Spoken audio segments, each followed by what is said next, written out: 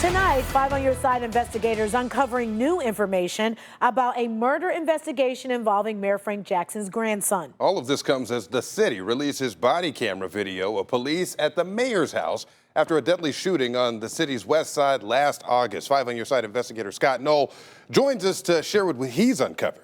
Yeah, guys, investigators say this all started when a witness told police a Volkswagen registered to the mayor's grandson was the getaway car in that deadly attack. Now we have phone records as well as police impound records from that evening, raising new questions about what happened that night. Body camera video from a Cleveland police sergeant makes it clear why they went to Mayor Frank Jackson's home last August. Hey, Q's at the mayor's house right now. He just pulled up and Gomez asked us to detain him. So we're going to go up to the door and try to grab him, okay? At the back door, another officer talks with the mayor's daughter. Is your dad here too? What happened? We got a situation. It's not clear what happens next. The recording released by the city suddenly stops. Meanwhile, another officer notices something in a truck parked in the mayor's driveway. Hey, Sarge, there's someone still in the truck. Yeah, he was ducking down. Police order him out of the truck's passenger side. We're just checking it because we have a situation here. I'll explain it all in a minute. I promise I would not come to the mayor's house and cause a disturbance unless I had good reason. The city blurred the passenger's face before the video was released. You don't got no weapons on you? No. Nothing.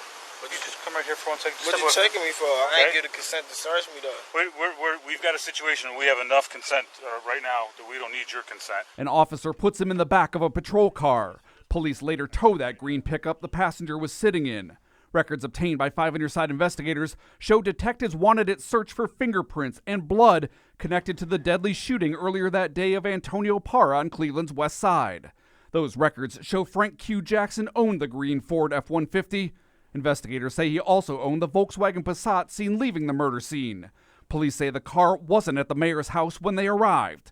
Investigators say it was found 2 days later, burned out without license plates.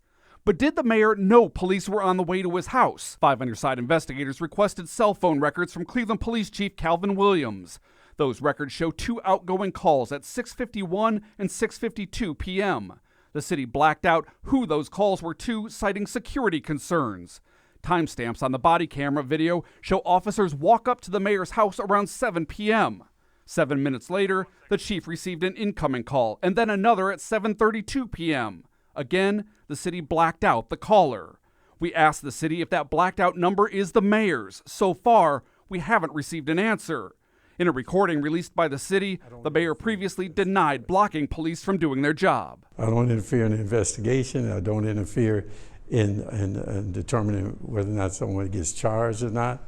I don't interfere. Records also show a series of calls between the police chief and the mayor's top aide, Valerie McCall, before police officers approached the mayor's house. Today, McCall declined to comment. We do know Frank Q. Jackson was not taken into custody that night.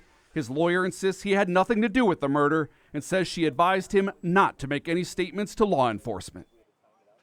Today, the prosecutor's office said the investigation is ongoing. I asked if Frank Q. Jackson was still a suspect. I didn't receive an answer. We also asked Cleveland police if there were more body camera recordings from that night that still haven't been released. Again, no response. Reporting live, I'm 5 on Your Side investigator Scott Knoll.